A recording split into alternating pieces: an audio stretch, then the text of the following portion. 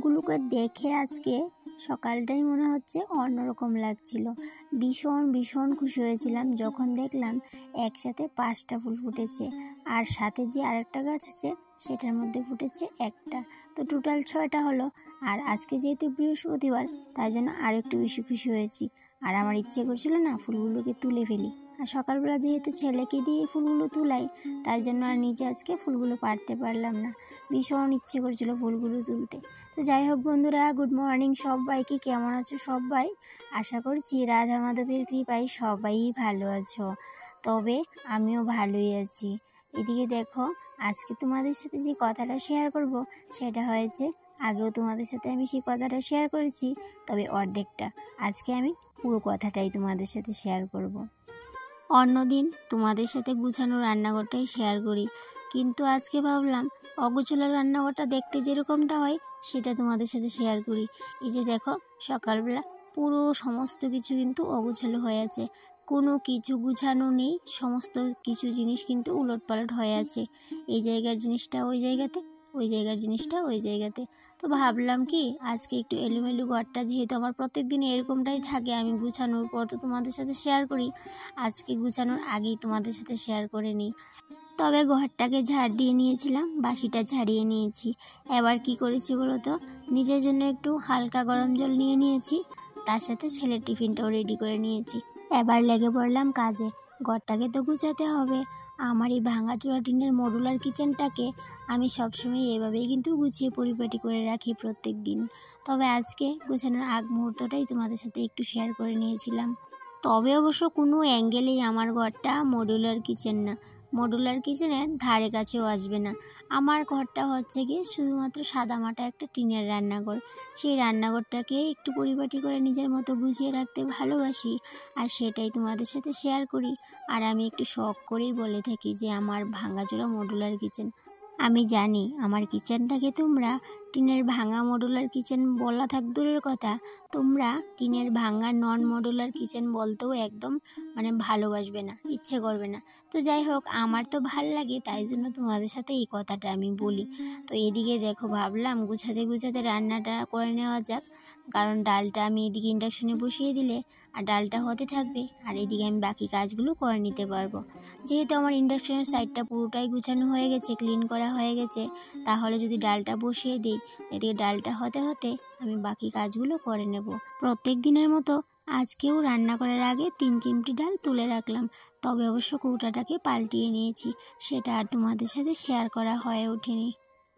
হয়তো বা অনেক সময় তোমাদের সামনে শেয়ার করি যে আমি চামচ দিয়ে ডাল বসানোর পর হোক কিংবা তরকারিতে নুনটা দিই, কিন্তু যেই দিনে আমি চামচ দিয়ে তরকারিতে অথবা ডালে নুনটা দিতে যাই, অমনি ব্যাস এই দিনই গন্ডগোল একটু হয়েই যায়, নয়তো বা একটু কম, নয়তো বা একটু বেশি হয়ে যায়। তাই জন্য আমি সবসময় চেষ্টা করি হাত দিয়ে নুনটা দেওয়ার।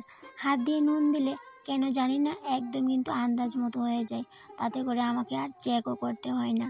তো যাই হোক, এদিকে দেখো ফ্রিজের উপরটা কি অবস্থা হয়ে আছে। ওই যে তোমাদের সাথে বলি সব সময় আমার ফ্রিজটা একটু ঘেমে থাকে, দেখো একটা সাইড, এই যে উপরের সাইডটা একটু ঘেমে ছিল। আর ফ্রিজ মানেই তো বুঝতে পারছো ফ্রিজের উপর কত কিছু, বাঙালি ঘর মানেই দেখতে পারবে ফ্রিজের উপর এদিকে কৌটো সেদিকে কৌটো। তবে অবশ্য প্রত্যেক দিন আমি গুছিয়ে নিই, কিন্তু আজকে যে ওই বললাম এলোমেলো ঘরটা তোমাদের সাথে শেয়ার করলাম। তো এই যে ঘেমে যাওয়া ফ্রিজটাকে একটু প্রথমে মুছে নিয়েছিলাম, তারপর আর কি কুলিন দিয়ে বাকিটা ক্লিন করে নিচ্ছিলাম, কারণ আমার ফ্রিজটার জন্য আজকে নতুন পোশাক এসেছে।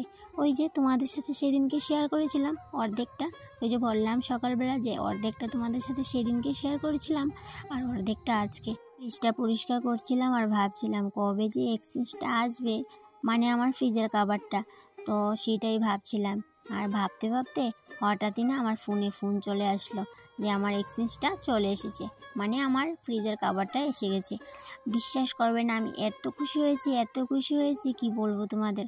কারণ আমি ভেবেছিলাম আজকে তোমাদের সাথে এমনিতেই আমি ফ্রিজটা ক্লিন করে শেয়ার করব, কিন্তু আমি যে ফ্রিজের কভারটাও সাজিয়ে তোমাদের সাথে শেয়ার করতে পারবো সেটাই একদমই কিন্তু আমি ভাবতে পারিনি। তো যাই হোক, এদিকে দেখো তোমাদের সাথে আরেকটা কথা শেয়ার করি যে আমার ফ্রিজটা না অনেকটাই ঘেমে থাকে, এই যে উপরের সাইডটা ঘেমে থাকে, আর এখন যে দেখালাম যে সাইডের এই সাইডটাও কিন্তু অনেকটাই ঘেমে থাকে যে ফ্রিজের কভারটা আনবো ঠিক আছে, কিন্তু সব সময় কি আমি দিয়ে রাখতে পারবো, সেটাই বড় কথা।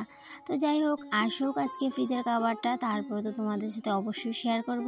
আর এদিকে আমি ফ্রিজটাকে পরিষ্কার করে ডালটাকেও কিন্তু আমি ফোড়ন দিয়ে দিয়েছিলাম, আর বাকি রান্নাটাও কিন্তু আমি করে নেব কাজের ফাঁকে ফাঁকে।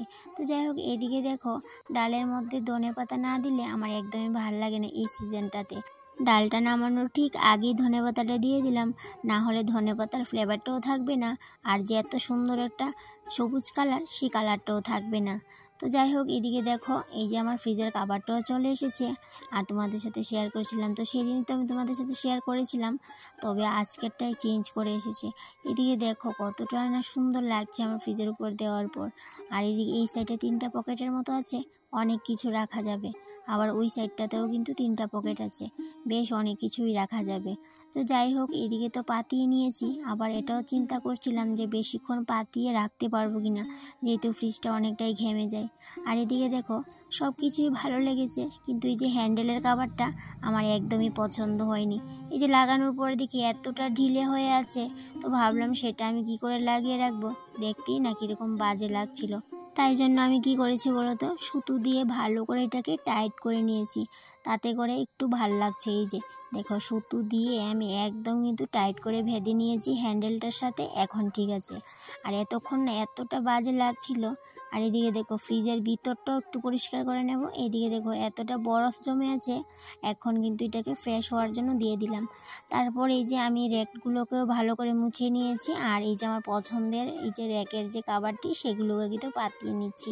দেখো কতটা ভাল লাগছে, মানে কালারটা আমার এতটা পছন্দ হয়েছিল, কালারটা আমার ভীষণ পছন্দ হয়েছিল, সেই জন্যই কিন্তু এক্সচেঞ্জ করে নিয়েছিলাম, না হলে কিন্তু আমি অন্য একটা নিয়ে নিতাম। তো যাই হোক, এদিকে দেখো ফ্রিজের সমস্ত কিছু তো বার করে নিয়েছি, তাই জন্যই কিন্তু ফ্রিজটা অনেকটাই ফাঁকা লাগছে। এখন আবার সমস্ত কিছু গুছিয়ে নেব, তারপর এক এক করে প্লেনগুলোকেও ফ্রিজের উপরে রেখে দিচ্ছি। এবার চলে যাব টেবিলে। দেখো টেবিলটার কি অবস্থা হয়ে আছে, মানে সমস্ত কিছু এলোমেলো হয়ে আছে। এখন সমস্ত কিছু নামিয়ে ভালো করে টেবিলটাকে মুছে নিয়ে আবার সমস্ত কিছু গুছিয়ে রাখবো, কারণ প্রত্যেক দিনকারই এই ডিউটিটা। তবে অবশ্য প্রত্যেক দিন তোমাদের সাথে একদমই শেয়ার করি না, কারণ প্রত্যেক দিন একটা জিনিস শেয়ার করতে একদমই ভালো লাগে না। আদৌ কি আমি গাছপ্রেমী হয়ে উঠতে পেরেছি? একদমই না। যদি সত্যি সত্যি গাছপ্রেমী হয়ে থাকতাম, তাহলে কিন্তু আমার এই গাছের গুঁড়াটা এইভাবে শুকিয়ে থাকতো না। এই যে 2-1 দিন চলে যায়, আমার জল দিতে একদমই মনে থাকে না। এই যে আজকে হঠাৎ টেবিলটা পরিষ্কার করছিলাম, হঠাৎ দেখি গাছের গুঁড়াটা একদম শুকিয়ে কাঠ হয়ে আছে, আর কি সঙ্গে সঙ্গে জল দিয়ে দিলাম। আর এদিকে দেখো সমস্ত কিছু একটু এলোমেলো করে গুছিয়ে নিয়েছি, মানে অন্যদিন যেভাবে গুছাই আজকে একটু অন্যরকমভাবেই গুছিয়ে নিয়েছি। আজকে আমার টিনের ভাঙ্গা নন মডুলার কিচেনটাকে ক্লিন করে নতুন দামি জিনিস দিয়ে সাজিয়ে গুছিয়ে পরিপাটি করে নিলাম এইভাবেই। তো যাই হোক, এদিকে দেখো রান্নাঘরটাকে গুছিয়ে আমি চলে আসলাম সোজা ঠাকুর ঘরে। ওই যে সকালবেলা বলেছিলাম আজকে বৃহস্পতিবার, আর আজকে না অনেকটাই খুশি, কারণ অনেকগুলো ফুল ফুটেছে গাছে। আর এমনিতে না এখন যেহেতু শীতকাল চলে এসেছে, এখন কিন্তু গাছে আর অতটাও ফুল ফুটবে না, একদম হাতে গোনা 2-1টা ফুল ফুটবে, সেগুলো দিয়েই কিন্তু পুজোটা আমাকে দিতে হবে। কত কথা বললাম, কিন্তু সেটাই বলা হলো না যে আমি কী রান্না করেছি। আমি তো তোমাদের সাথে রান্নাটাও শেয়ার করিনি। এই যে প্রথমে তো ডাল রান্না করেছিলাম, সেটা তো তোমাদের সাথে শেয়ার করেছিলাম। তারপর রান্না করেছিলাম পটল দিয়ে আলু দিয়ে একটা নিরামিষ ঝোল, তার সাথে করেছিলাম বেগুন ভাজা। আজকে বাস এইটুকুই। যেহেতু আজকে বৃহস্পতিবার, মাছ মাংসটা আজকে আর রান্না করলাম না।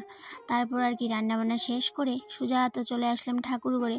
পুজোটা দিয়ে তোমাদের সাথে ওই যে বিকেলবেলা আমার রান্নাঘরটা, মানে পুরো রান্নাঘরটাই শেয়ার করব, যে নতুন লুকে আমার রান্নাঘরটা কেমন লাগছে। এদিকে দেখো কথা বলতে বলতে বিকেলবেলা চলে আসলাম আমার এই টিনের ভাঙা নন মডুলার কিচেনটাতে।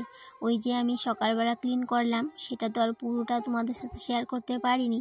এখন ভাবলাম যে পুরো রান্নাঘরটাই তোমাদের সাথে শেয়ার করি। আজকে আর টিনের ভাঙা মডুলার কিচেনটা একদমই মডুলার কিচেন বললাম না, আজকে পুরো একদম উল্টো।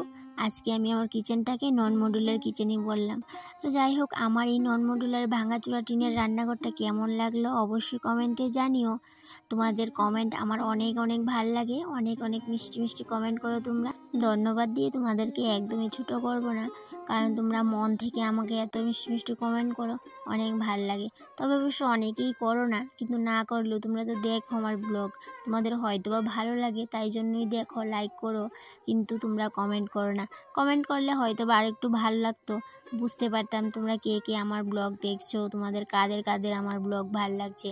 তাই জন্য তোমাদের সবার কাছে একটাই অনুরোধ থাকবে যে তোমাদের কাছে যদি সত্যি আমার ব্লগগুলো ভালো লেগে থাকে অবশ্যই একটা কমেন্ট করে যেও, আমার না অনেক অনেক ভালো লাগবে। আর এদিকে দেখো সন্ধ্যের বেলায় চলে আসলাম ছেলেকে নিয়ে জন্মদিনের পার্টিতে। আমার না আসার একদমই ইচ্ছে ছিল না আজকে, কিন্তু ছেলের বায়না ও যাবে, তাই জন্য ওই যে বাধ্য হয়ে আসতে হলো। আর এখন বাজে রাত 8:30, আর আমি মনে হয় সবার প্রথম চলে এসেছি। আমি একা আসিনি, তবে কিছুজন এসেছে আমার মতো, কিন্তু বাকি যারা আছে তারা কিন্তু অনেকটাই পরে এসেছে। তো যাই হোক, এদিকে জন্মদিনের পার্টিতে কিছুক্ষণ ছিলাম, তারপর বাড়ি যেতে যেতে প্রায় রাত 10টা। কোথাও যেতে অবশ্য অনেকটাই ভাল লাগে, কিন্তু এই যে রেডি হয়ে যাওয়া সেটা না অনেকটাই বিরক্তিকর ব্যাপার লাগে আমার কাছে।